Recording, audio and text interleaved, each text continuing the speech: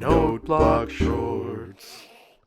In Minecraft, a common component of many farms involves specific mechanics, whether it's automatic farms, redstone, or using mob behaviors to create some interesting inventions. In this video, we will be focusing on mob infighting and why it's important.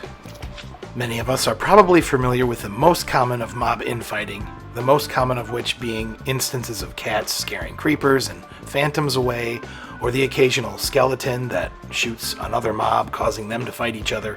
But knowing some of these lesser-known game mechanics might help inspire you to think of a new use for something that has not yet been done.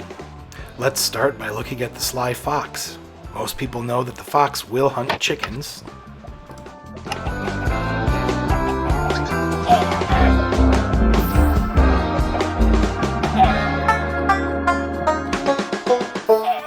But a fox is also quite afraid of the wolf. The regular chicken farm without a fox involved has a large number of feathers and only a small amount of cooked chicken that comes out of it. However, when you add a fox to the equation, holding a looting 3 sword in its mouth results in a more even distribution of cooked meat to feathers. Slimes are drawn towards iron golems, which is very helpful in making slime farms. I used the same concept to make a little more interesting version, where slimes are trying to get to the golems, and in the process jumping around a piano keyboard, triggering tripwire hooks, creating random melody generation. If a polar bear is chasing a fox, but the fox is busy chasing a chicken, in this obstacle course, any of the 3 could prevail. Who will be the last one standing? Place your bets. The chicken is the weakest of the 3. The polar bear is the strongest. However, the course plays out differently every single time. Oh no, it looks like the polar bear is stuck. Can he get himself free? The fox is chasing the chicken. Oh, the fox was the first to go. Oh, and then the polar bear. Winner, winner, chicken dinner. Alright, let's do one more time. Place your bets. Okay, the fox taking some damage early on. Polar bear getting stuck again. Fox hot on pursuit of the chicken, but taking damage. But so is the polar bear. Chicken destroyed. Oh, and then the fox destroyed. The winner was the polar bear. Using the snow golems, snowballs to aggravate the shulker into trying to shoot it, but then putting pigs in between results in pigs flying. If the pigs make it all the way to the top,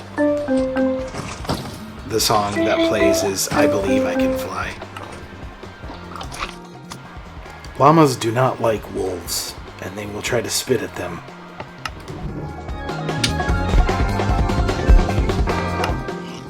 So I used that same mechanic to help create a random melody generator.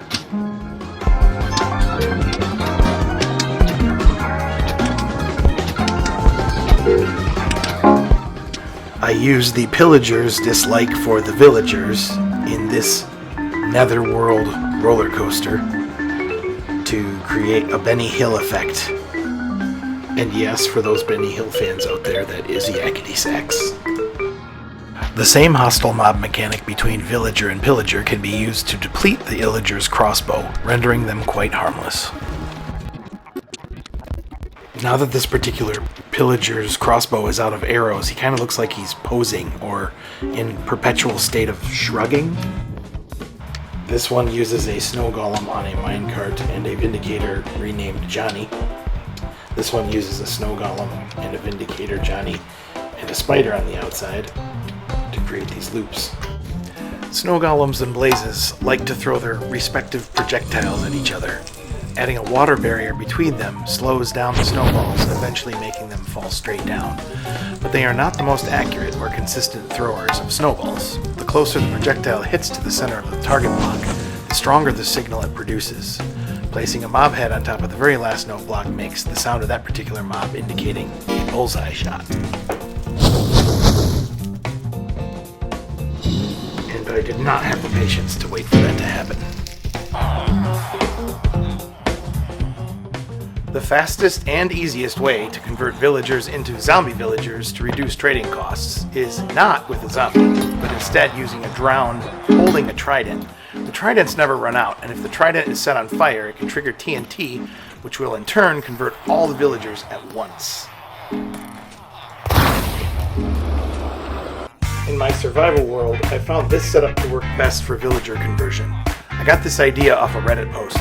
The drowned with a trident is placed in the middle, surrounded by villagers on all sides. When you want a villager converted, simply open the trapdoor to both the drowned and the villager. The drowned will hit the villager with the trident until it is converted. A drowned will pick up a trident if you throw it at its feet, so I highly recommend not trying to get a drowned with a trident, as it will be throwing that thing at you the whole time. It's much easier to get a normal drowned in here and give him a trident after capture. The only real challenge to this setup was acquiring the trident, which was time-consuming but worth the time in the long run rather than using zombies.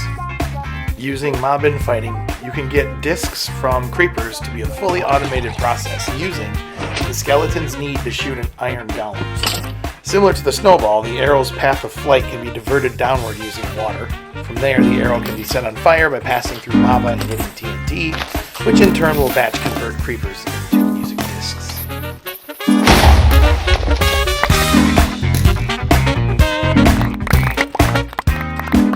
Taking the mob infighting between the skeleton and the golem and connecting it to a creeper farm, and afterwards adding a collection system and disc sorting system, can make the whole process nearly fully automated. The only not automated part being the placing of the TNT. One of the nice updates of Minecraft 1.20 is that now you can use the jukebox to sort discs. Water creatures can also use mob infighting to help you create fully automated XP farms, ink sac farms, fish farms, and much more. I'd love to hear from you in the comments what types of mob infighting you've used or plan to use in your particular worlds. As always, thanks for watching.